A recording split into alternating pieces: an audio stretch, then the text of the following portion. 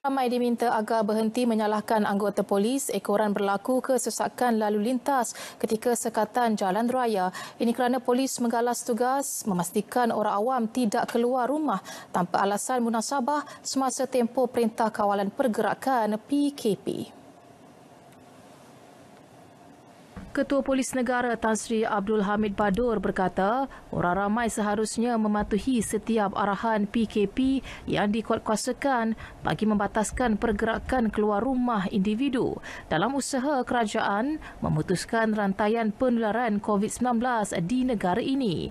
Polis terpaksa membuat sekatan jalan raya di seluruh negara bagi membendung penularan wabak COVID-19 selain menghadkan pergerakan keluar rumah orang ramai. Dalam temu bual dengan bernama di Bukit Aman, Tan Sri Abdul Hamid menasihati pemandu yang tidak tersenarai dalam sektor perkhidmatan perlu supaya memahami arahan PKP dan perlu melalui sekatan jalan raya.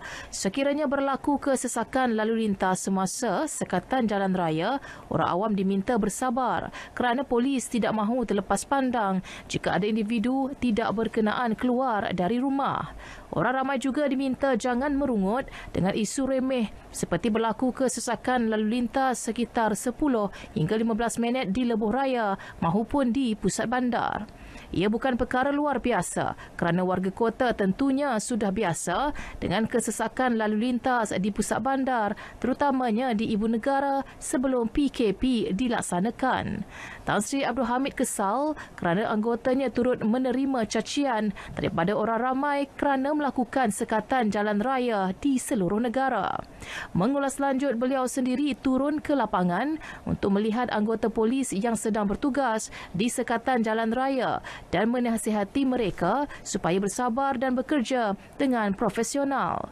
Orang ramai perlu ingat, anggota polis dan tentera sedang berjuang untuk rakyat dalam usaha mengekang penularan wabak COVID-19.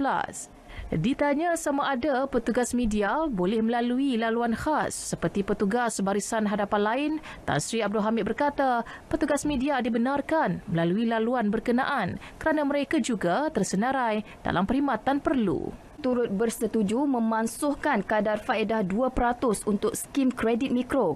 Ia membabitkan dana RM500 juta di bawah Bank Simpanan Nasional BSN. Kerajaan menggesa organisasi pemberi pinjam wang yang berdaftar di bawah Akta Pemberi Pinjam Wang 1951 memberi moratorium ke atas bayaran ansuran PKS selama 6 bulan mulai bulan ini. Kerajaan juga bersetuju memberi moratorium secara automatik selama 30 hari daripada tarikh terakhir PKP untuk syarikat mengemukakan dokumen berkanun kepada SSM. Tempoh serahan simpan penyata kewangan syarikat juga dilanjutkan selama 3 bulan daripada tarikh terakhir PKP. Perdana Menteri Tan Sri Muhyiddin Yassin mengumumkan pakej prihatin PKS tambahan bernilai RM10 bilion. Ia bertujuan membantu meringankan beban kewangan perusahaan kecil dan sederhana PKS. Jelas Tan Sri Muhyiddin, pakej berkenaan memberi manfaat kepada 4.8 juta pekerja tempatan. Beberapa langkah tambahan diambil termasuk tambahan peruntukan RM7.9 bilion untuk program subsidi upah. Di bawah inisiatif tambahan ini, semua syarikat dengan pekerja tempatan yang bergaji RM4,000 dan ke bawah akan menerima bantuan subsidi upah seperti berikut. Bagi syarikat yang mempunyai pekerja lebih daripada 200 orang, subsidi upah sebanyak RM600 bagi setiap pekerja dikekalkan.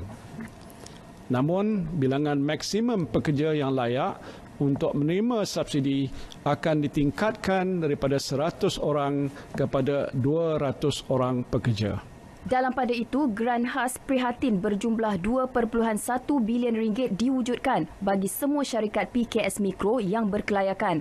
Kerajaan akan menyediakan geran khas RM3,000 untuk setiap syarikat mikro yang akan memberi manfaat kepada hampir 700,000 PKS Mikro di seluruh negara. Pengumuman berkenaan mendapat reaksi pelbagai pihak, antaranya Menteri Pembangunan Usahawan dan Koperasi Datuk Seri Dr. Wan Junaidi Tuanku Jaafar yang mengatakan pembiayaan skim kredit mikro mampu membantu aliran tunai perniagaan usahawan. Menerusi satu kenyataan, MEDEC melalui Tekun Nasional telah mengenal pasti mekanisme perlaksanaan bagi melancarkan pemberian insentif itu. Pemohon hanya perlu mengemukakan sebulan penyata kewangan. Tekun juga akan mempertimbang pemohon yang disenarai hitam Perbadanan Tabung Pinjaman Tinggi Pendidikan.